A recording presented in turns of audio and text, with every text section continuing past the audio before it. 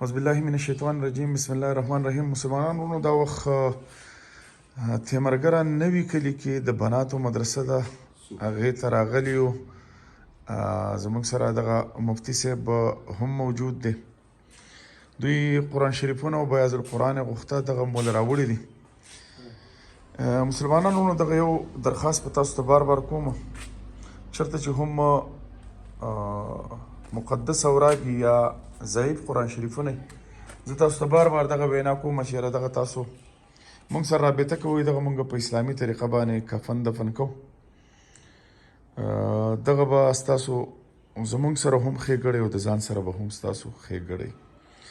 بل سواتي فاونډیشن کې تاسو خپله مرسته ضرور کوئ، چېرته چې هم مدارس یې هلته د قرآن شریفونو ضرورت وي، راحلونو ضرورت وي، بیاض القرآن ضرورت وي، دغه مونږ دغه طلاب کم چې مستحق یې هغه طلابو ته دغه مونږ رسو، دغه ول ورکو.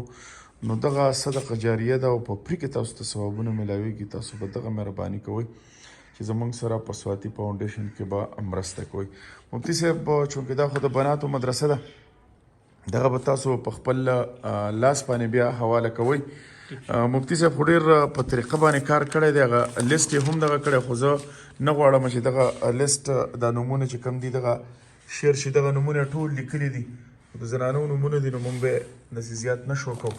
دغه د قاري صاحب لکه کار یې ډېر ماشاءالله ډېر په زبردسته طریقه باندې کړی.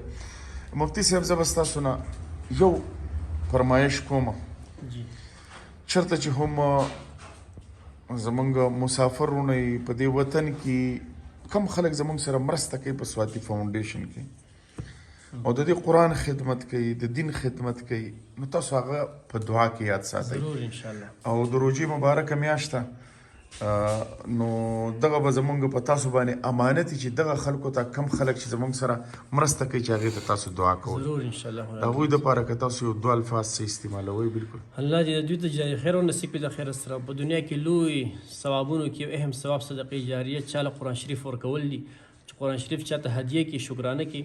د دې ثواب تر څو پورې چې قرآن مجید ویلی کېږي دوی ته میلاویږي. نو ستاسو مسافرونه خاص کر او تاسو فضل چې کوم تاسو ډاکټر صاحب یې، الله دې ستاسو د قرباني قبول کړي. دې مدرسې کې اوس هم دورې تفسیر روان دی انشاءالله.